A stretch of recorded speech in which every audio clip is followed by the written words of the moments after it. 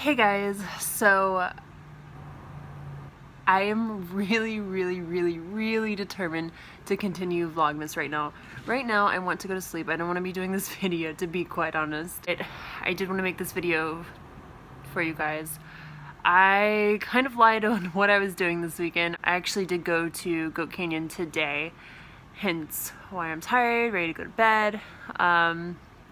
For those of you guys that don't know the story with this, first of all, if you do know of what Goat Canyon is, the Trestle Bridge and everything, it's the world's largest wooden trestle bridge, and it's abandoned. There's a couple of ways of getting there, but the one that is the correct way and proper way, if you will, is by going up through the mountains, not on the tracks. The tracks is actually what we did today, and it's a lot easier. It's just very long. The way we went, you can go on my main channel and search for the video that says how I almost died, because that's this experience. But I wanted to go back this time because I just felt so defeated and I had to go and do this. You know, when you just get something in your head, and it literally was so devastating to me and so upsetting to me that I did not get to make it down to this trestle bridge after we got to the very end, only to find out we couldn't scale down and everything without, you know, rope and everything like that. We didn't have the proper gear for that, and maybe we could have done it. I don't know. It's just when you're out there and you're in the desert and you're the only person around, you really don't want to start taking chances, because if something were to happen, you know, you're screwed, because there's no phone service. And yeah, so this trail that we took the first time, there wasn't a trail, it was use a GPS to find your way. So we went back today, we followed the tracks, and like I said, it was a lot easier. It was really interesting too, because you got to see more of the abandoned trains on the railroad, and just the tunnels themselves are really interesting. The bridge was started construction in the 20s and was complete in 1932, after there was a cave-in in one of the 17 tunnels that the railroad has.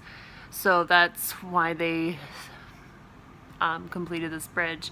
And then I believe, don't quote me on this, I believe a storm came along, and I think this was like in the 60s or something like that. A storm came along, and there was a massive cave-in right after the bridge, and so the railroad just shut down. It's always been nicknamed the Impossible Railroad, just due to the extreme climate out there, just the terrain, and I'm imagining just all the rocks that probably constantly fall on this railroad and damage the railroads, damage the tunnels. I mean, I can only imagine what that would be like to be operational. So I don't know. There's been talks about reopening it.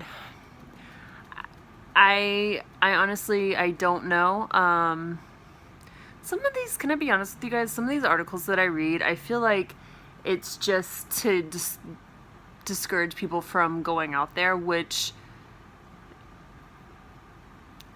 yeah, like I could see how, you know, the railroad companies would definitely want to discourage people from going out there, and it's hard to kind of regulate that and restrict people from getting out there, just because you're dealing with land that's so vast. And how in the world are you going to, I don't know, patrol this? I guess, I mean, maybe you could, but it's difficult, I would imagine. And so they've done slight modifications to some of the bridges, so it will protect people that are walking the bridge. But in all honesty, it's not really protecting much at all, because you're walking across this bridge, and these little metal platforms that they put out are drilled onto the old railroad ties and everything. And so, I mean, so what's that really helping? I guess it helps some, because I survived, so and I was walking on them, but it's just old rickety bridges out there, wooden bridges, so it's definitely not safe. And if any of you guys do want to do this trail, I'm turning this whole vlog into this trail, but if any of you guys are wanting to do this, highly recommend you do your research. I can't stress that enough. If you're wanting to take the legal route, I don't recommend doing it. I'll just be honest. That's the route I took the first time, and I don't recommend doing it. I can't stress how difficult that is. It's hands down to this day the most difficult hike I've ever done. And it was funny because my friends and I that went with me the first time, we were all talking about it today, and they do, some of the highest peaks in Southern California, hiking and everything. And I've done some long, strenuous hikes, and they all say, like, you can't even, this is just a different kind of hike. You can't even put something like that in the same category, because they're just very different what you're dealing with. And they're like, it's hard. And I just can't stress enough to people, I wouldn't do it. I just would not put your life on the line like that, to be quite honest. But with that being said, following the tracks, it's a walk in the park, literally, but it's very, very long. It's about 15 miles round trip. Depending which route you take, there's a couple of different ones. I believe there's another one that's 18 miles. So again, it all depends on what route you take, but it is quite lengthy, so that's the only downside of it.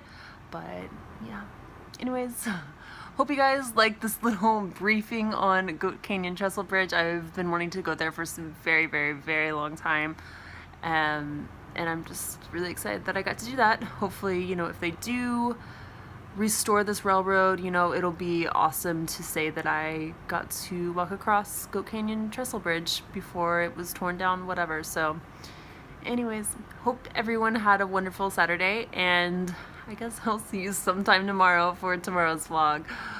I'm proud of myself for doing this, but anyways, don't forget to like, share, and subscribe, and bye guys!